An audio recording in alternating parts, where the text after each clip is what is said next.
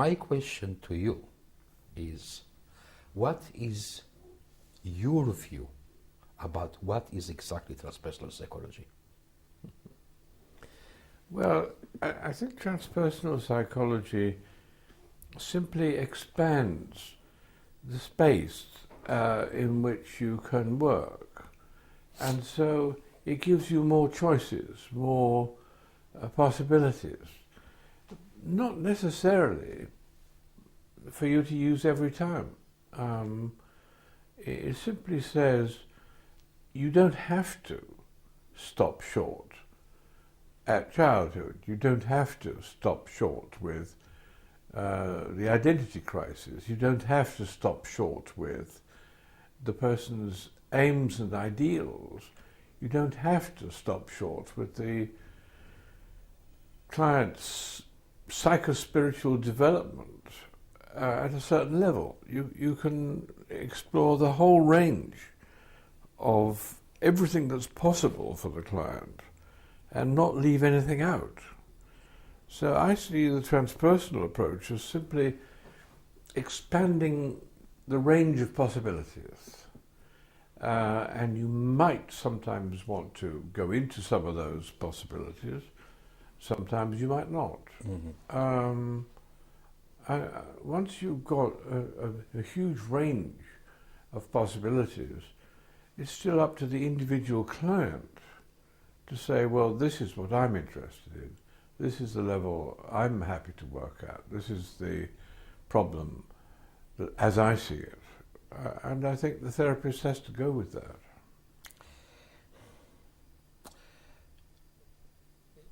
You put a lot of responsibility on the client here. Oh, yeah. And responding to the client. Yes. Which I can see the humanistic approach in that. Mm-hmm. But I'm asking myself always a question: what is the actual age of the client? Because you see, our biological age is just a number, mm-hmm. which in my opinion does not have any meaning. Mm. We have sometimes an emotional age which is much, much younger than our biological age. Oh, yeah.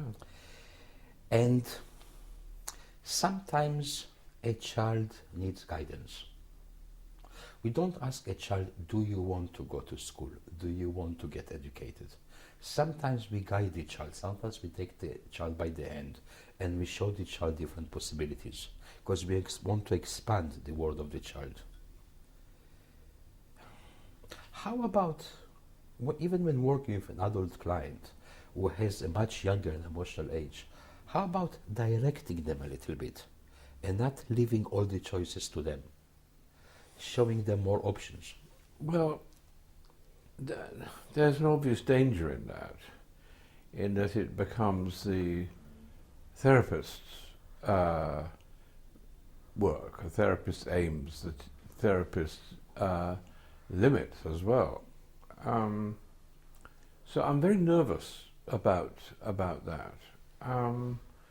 But certainly there are times when a client has a very poor map of the situation, and I might well instruct them and teach them a better map. Mm-hmm. And I've done that many times because some people have very poor maps.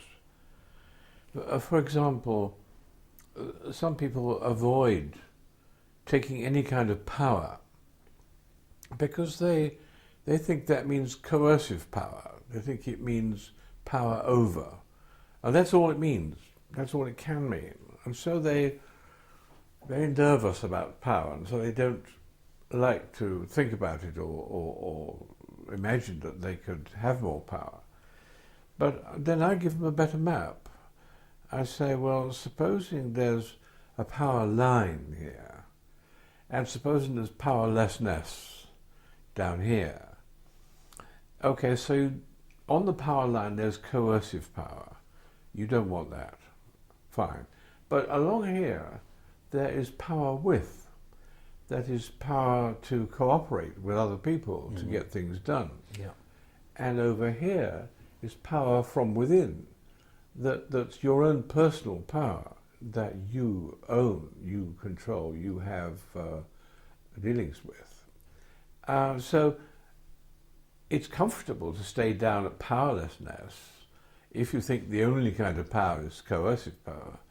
But powerlessness is a rotten place to be, really, because you can't do anything.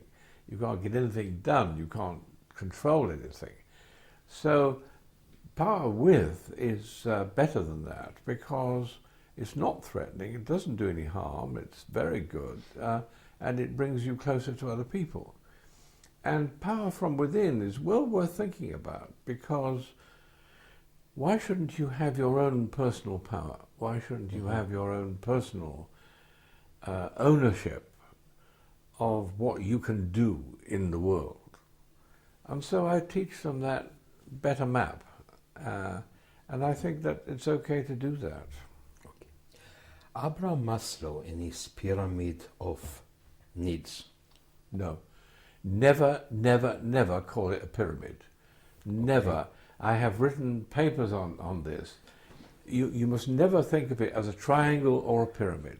Because as soon as you think of it as a triangle or a pyramid, you think, aha, self-actualization is as far as you can go. That is the peak, that is the final, that is it.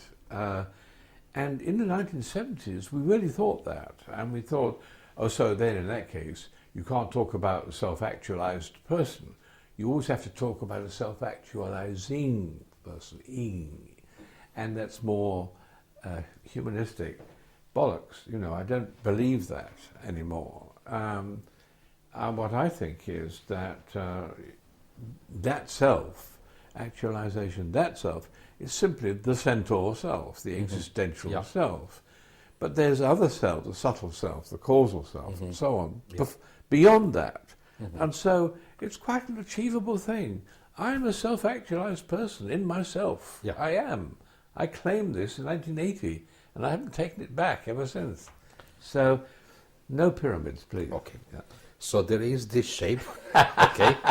And then later on, when Maslow started to move towards the existential, he built another one on the top, which had the values.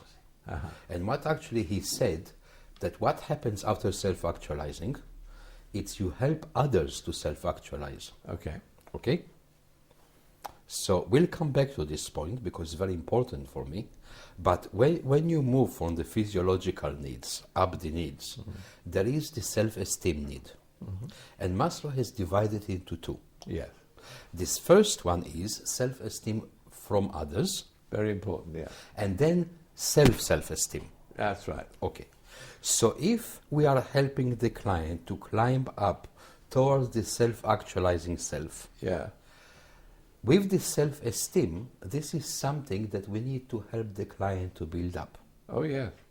So this is where we're actually giving it to the client, and I see it a little bit directive, which I don't have problem with. To direct the client and say to the client, yes, you are a worthwhile person. Because as a therapist, I might be even the first person in their life to tell them, I'm actually proud of you.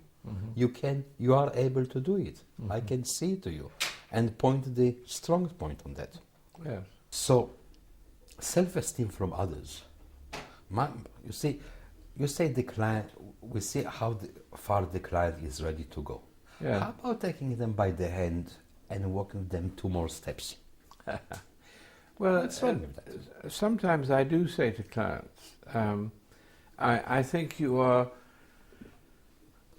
moving from mental ego to centaur. You are moving from a role-playing self to a more existential, authentic self.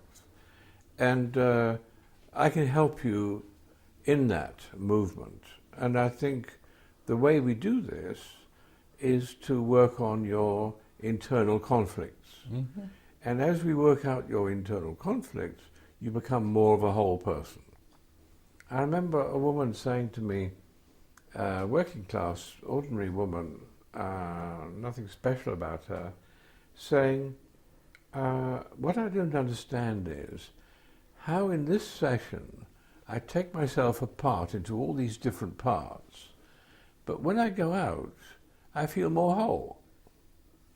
I don't understand that. So I think I do try to help them, but not by instructing them, but by simply doing the work, which is work on integrating their split off selves, subselves, parts of themselves. Okay.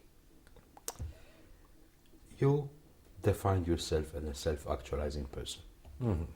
I define Self-actualized. self-actualized. Okay. Yeah.